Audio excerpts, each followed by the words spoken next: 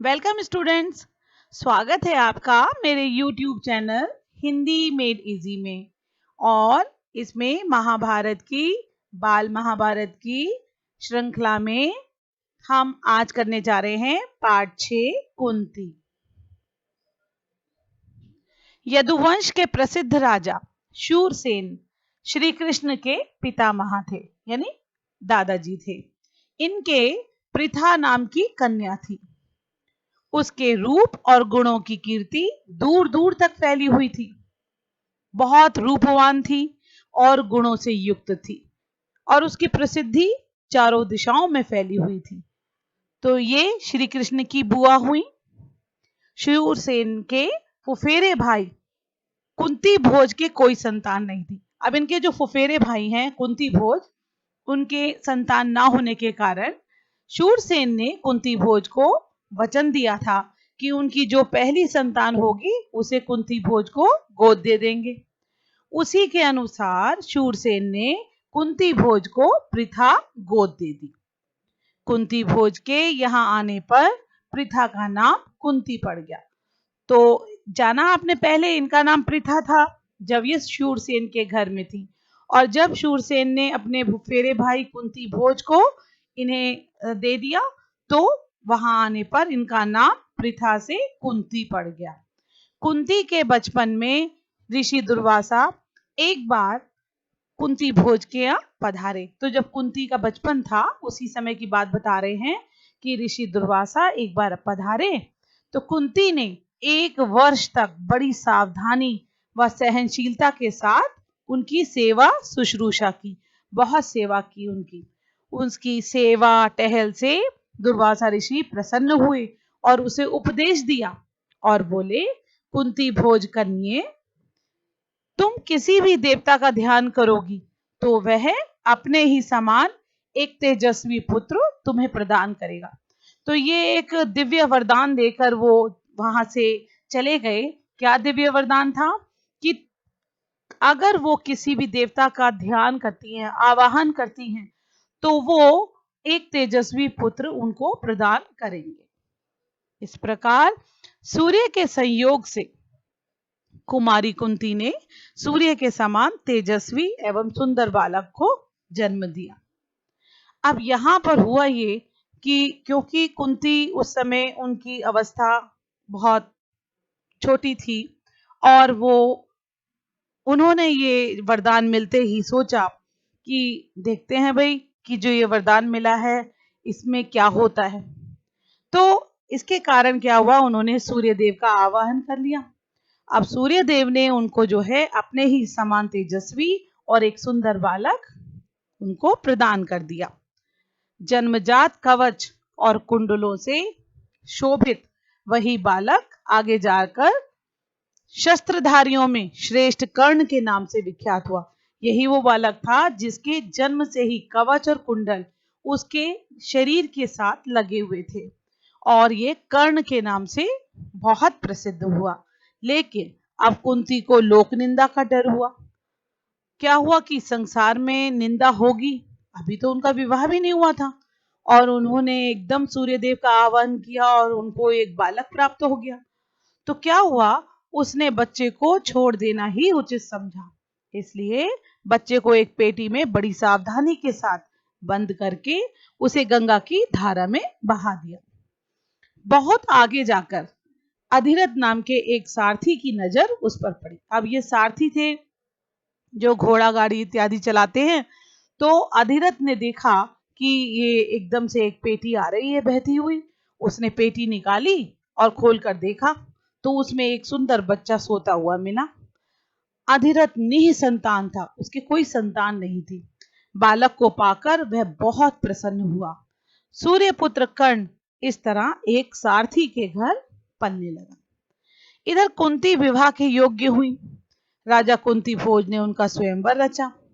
तो पहले जमाने में ऐसे थे कि राजा हमेशा जो है वो अपनी राजकुमारियों का स्वयंवर रचाते थे। स्वयंवर, जो खुद अपने वर को चुने।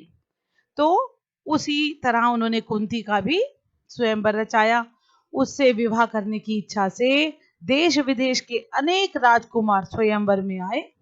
हस्तिनापुर के राजा पांडु भी स्वयंवर में शरीक हुए थे। कुंती ने उन्हीं के गले में वरमाला डाल दी। महाराज पांडु का कुंती से विवाह हो गया और वह कुंती सहित हस्तिनापुर लौट आए। उन दिनों राजवंशों में एक से अधिक विवाह करने की प्रथा प्रचलित थी। इसी रिवाज के अनुसार पितामह भीष्म की सलाह से महाराज पांडु ने मद्रराज की कन्या, एक राजा मद्रराज भी थे, तो उनकी कन्या माद्री से विवाह कर लिया। तो इस प्रकार से उनकी दो पत्नियां हो गई, एक हो गई कुंती और दूसरी माद्री। एक दिन महाराजा पांडु वन में शिकार खेलने गए। वहीं जंगल में हिरण के रूप में एक ऋषि दंपत्ति भी विहार कर रहे थे। अब कोई ऋषि दंपत्ति थे, पति पत्नी दोनों हिरण बने हुए थे और जंगल में घूम रहे थे। पांडु ने अपने तीर से हिरण को मार गिराया। अब उनको तो पता नहीं था कि ये जो हिरण बने हुए हैं ये कोई ऋषि हैं। उनको ये पता नहीं था, तो क्या हुआ, ऋषि ने मरते मरते पांडु को शाप दे दिया। ऋषि के शाप से पांडु को बड़ा दुख हुआ। साथ ही वह अपनी भूल से खिन्न होकर, दुखी होकर नगर को लौटे और पितामह भीष्म तथा विदुर को राज्य का भार सौंपकर अपनी पत्नियों के साथ वन में चले गए। उनको उस समय थोड़ा सा पछतावा हो रहा था कि क्यों उनके हाथों से वो ऋषि मारे गए। इस तरह से वो बहुत ही ज्यादा खिन्न हो गए, दुखी हो गए और वो सभी कुछ सौंपकर, राज्य का भार सौंपकर वो चले गए वन में। कुंती ने देखा कि महाराज को संतान लालसा तो है, लेकिन ऋषि के शापवश वह संतान उत्पत्ति नहीं कर सकते। अब क्योंकि ऋषि ने उन्हें शाप दिया हुआ था, तो उनके संतान हो पाना संभव नहीं था। अतः उसने विवाह से पूर्व दुर्वासा ऋषि से पाए वरदानों का पांडु से जिक्र किया। उन्होंने सारा कुछ बताया पांडु को कि कैसे उन्होंने एक बार जब सेवा की थी दुर्वासा ऋषि की और उन्हें ऐसा ऐसा वरदान मिला कि जब भी वो किसी देवता का आह्वान करेंगी तो उन्हें पुत्र प्राप्त हो जाएगा। उनके अनुरोध से कुंती और माद्री ने देवताओं के अनुग्रह से 5 पांडवों को जन्म दिया। इस प्रकार ये 5 पांडव कौन कौन हुए? कुंती से तो पैदा हुए युधिष्ठिर, भीम और युधिष्ठिर, यानी युधिष्ठिर, भीम और अर्जुन। और माद्री से हुए नकुल और सहदेव। तो वन में ही 5 का जन्म हुआ और वहीं तपस्वियों के संग वे पलने लगे। अपनी दोनों स्त्रियों तथा बेटों के साथ महाराज पांडु कई बरस वन में रहे। वसंत ऋतु थी, सारा वन आनंद में डूबा हुआ सा प्रतीत हो रहा था। महाराज पांडु माद्री के साथ प्रकृति की इस उद्गार में सुषमा को निहार रहे थे। सुषमा यानी कि सुंदरता को। ऋषि के शाप का असर हो गया, तत्काल उनकी मृत्यु हो गई। माद्री के दुख का पार ना रहा। पति की मृत्यु का वह कारण बनी, यह सोचकर पांडु के साथ ही वह भी मर।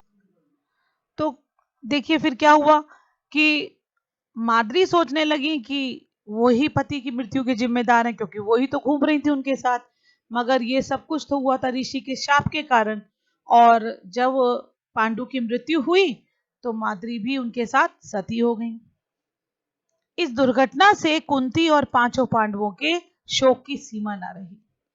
अब कुंती तो अकेली रह गई और 5 पांडव जो है वो और कुंती बहुत दुखी हुए। पर वन के ऋषि मुनियों ने बहुत समझा बुझाकर उनको शांत किया और उन्हें हस्तिनापुर ले जाकर पितामह भीष्म के सुपुर्द किया। वो गए और हस्तिनापुर जाकर पितामह भीष्म को सारी बात बताई और फिर कुंती सहित 5 पांडव हस्तिनापुर पहुंच गए। युधिष्ठिर की उम्र उस समय 16 वर्ष की थी, केवल वो 16 साल के थे। हस्तिनापुर के लोगों ने जब ऋषियों से सुना कि वन में पांडु की मृत्यु हो गई है तो उनके शोक की सीमा न रही। बहुत प्यार करते थे प्रजा के लोग, और जब उन्हें पता चला कि उनके महाराज पांडु जो है वो नहीं रहे तो वो बहुत दुखी हुए। पोते की मृत्यु पर शोक करती हुई सत्यवती अपनी दोनों विधवा पुत्र वधुओं अंबिका और अंबालिका को साथ लेकर वन में चली गई। तीनों वृद्धाएं कुछ दिन तपस्या करती रहीं और बाद में स्वर्ग सिधार गईं। अपने कुल में जो छल, प्रपंच तथा अन्याय होने वाले थे, उन्हें ना देखना ही संभवतः उन्होंने उचित समझा। तो भविष्य में होने वाले जो छल प्रपंच हैं, जो अन्याय हुए, वो लेखक ऐसा मानते हैं कि एक तरीके से वो सब ये नहीं उन्होंने देखा, और जो भी कुछ अनुचित होने वाला था उसे देखने से वो तीनों बच गए। और तीनों वृद्धाएं यानी कि जो सत्यवती, अंबिका और अंबालिका, इनका जो है वो स्वर्गवास हो गया। तो इस प्रकार से ये पाठ यही समाप्त होता है। मैं यही विराम लेती हूँ और आगे फिर हम अगले पाठ को करेंगे। तब तक